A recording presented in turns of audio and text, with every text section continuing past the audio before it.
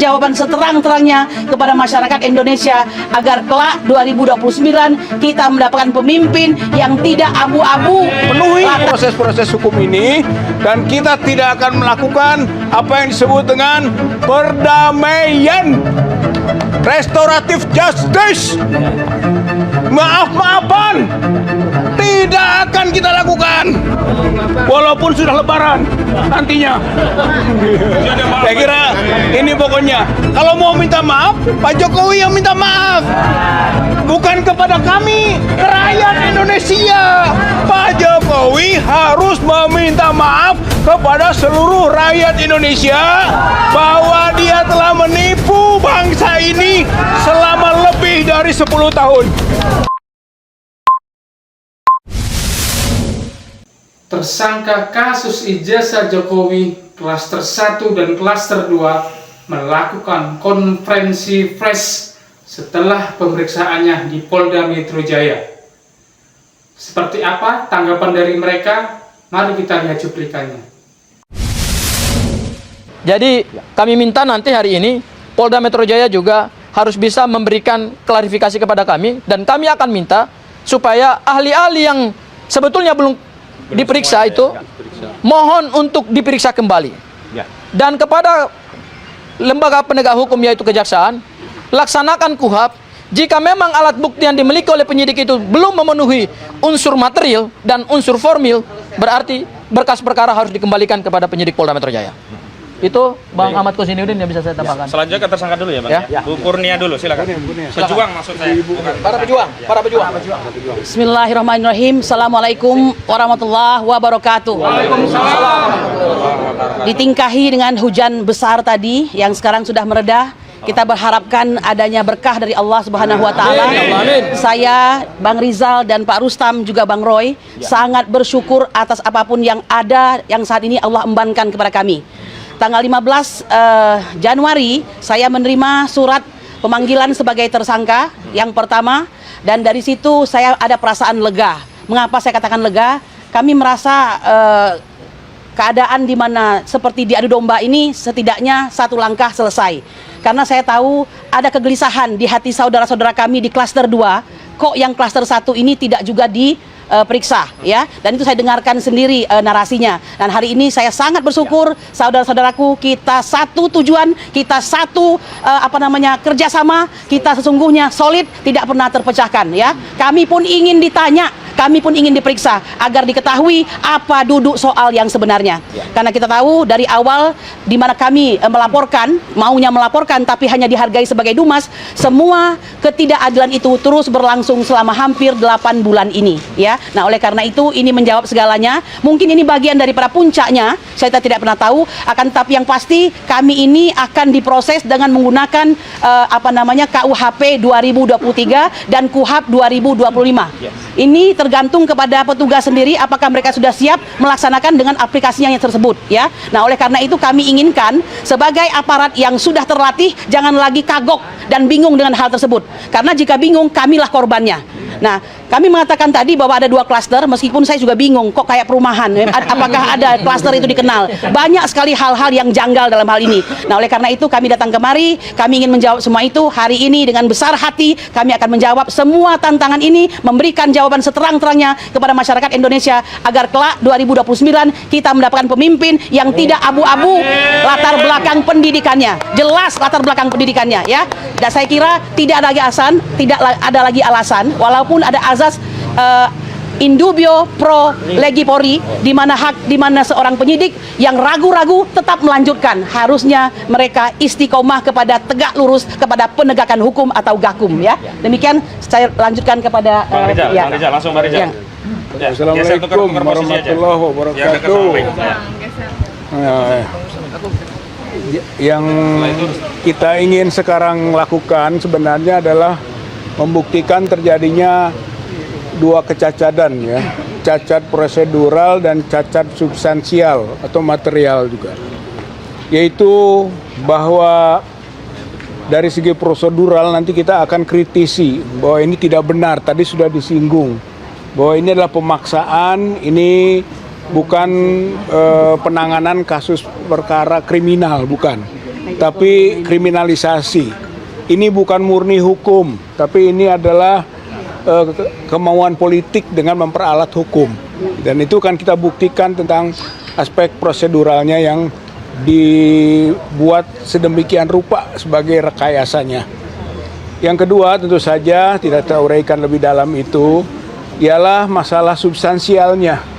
Ya, tuduhan ataupun sangkaan tentang pelanggaran pasal 310, 311, 160 KUHP lama yang dikaitkan dengan pasal 33, pasal 34 dan 246, bahkan 243 juga dikaitkan ke sana di KUHP baru yang menggambarkan bahwa 3 ataupun pasal-pasal itu kita akan buktikan tidak memenuhi bagi sangkaan kepada kita semua.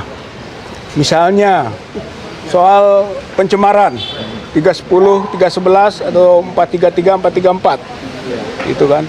Itu hal yang bagaimana terjadi pencemaran dikaitkan dengan fitnah. Jika belum ada pembuktian tentang ijazahnya itu asli atau palsu, sampai detik ini tidak ada satupun instansi yang punya kredibilitas bisa membuktikan tentang status ijazahnya asli atau palsu. Maka tidak ada itu pasal yang disebut pencemaran maupun fitnah. Kemudian yang berkaitan dengan masalah penghasutan. Penghasutan itu semua sudah tahu bahwa itu deliknya material. Material itu harus ada bukti nyata prakteknya dari apa yang disebut dihasutkan itu. Dan itu sama sekali kita bisa menyatakan tidak ada bukti itu. Itu tidak akan ada, berarti tidak mungkin terbukti pasal itu. Termasuk juga dikaitkan tadi 243 yang baru, misalnya soal ujaran kebencian berbasis sara. Sara apa? Dalam konteks yang apa kita kemukakan. Tidak ada hubungan dengan suku, tidak ada hubungan dengan agama, tidak ada hubungan dengan ras, apalagi antar golongan. Gitu, nggak ada itu. Maka sebetulnya ini tidak memenuhi rumusan delik. Dan ini menggambarkan bahwa sebetulnya diada-adakan saja sampai ke proses tersangka ini. Jadi betul tadi, kalau dibawa, dilimpahkan ke kejaksaan, kejaksaan harus menolaknya. Nggak mungkin diproses lebih lanjut.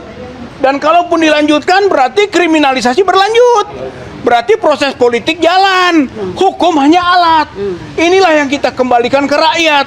Hei rakyat Indonesia, negara ini adalah negara kekuasaan, bukan negara hukum. Makstat, bukan restat. Dan inilah kondisinya. Maka nggak bisa dibiarkan. Kami semua, baik yang di sini kualifikasinya tersangka maupun para kuasa hukum, itu sedang berjuang untuk menegakkan negara kita sebagai negara hukum. Kembalikan, ini negara hukum, bukan negara kekuasaan. Jadi itu saja yang bisa saya sampaikan. Dan dalam proses pemeriksaan ini baru panggilan ke-1. Tapi panggilan ke-1 kita sudah datang. Kita tidak takut. Dalam proses ini nggak takut. Itu padahal baru ke-1, boleh ke-2, boleh ke-3. Tapi ke-1 pun kita sudah datang. Kita akan penuhi proses-proses hukum ini. Dan kita tidak akan melakukan apa yang disebut dengan perdamaian, restoratif justice, maaf-maafan. Tidak akan kita lakukan. Walaupun sudah lebaran nantinya. Saya kira ini pokoknya. Kalau mau minta maaf, Pak Jokowi yang minta maaf. Bukan kepada kami, ke rakyat Indonesia.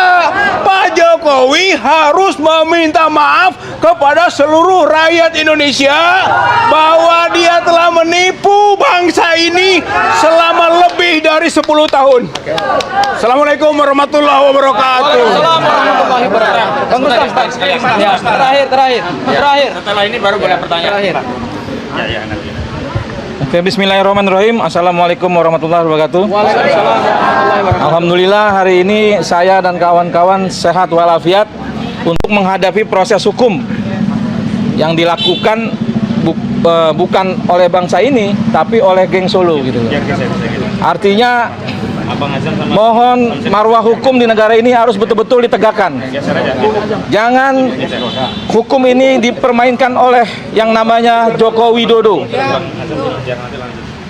Karena apa? Karena saya sendiri meyakini ijazah Jokowi itu ada yang buat. Artinya ijazah itu palsu. Keberadaan kami di sini ini menunjukkan bahwasanya Jokowi masih punya kekuasaan di atas Polri. Hukum tidak berlaku untuk Jokowi. Dibuktikan apa? Kemarin terjadinya restorasi justice, Egy Sujana dan Damai Hairil Lubis dilakukan di Solo dengan dihadiri petinggi-petinggi Polri. Oleh karena itu, Jokowi selalu bertanya, ada orang besar di belakang TPUA. Saya kasih tahu Pak Jokowi, orang besar itu memang ada.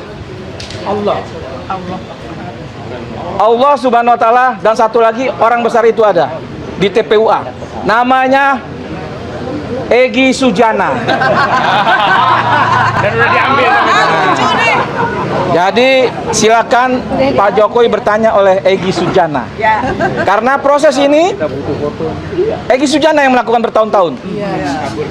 Bukan orang lain, bukan partai-partai lain, bukan Pak SBY atau bukan PDIP. Egy Sujana. Ini saya ngomong jujur.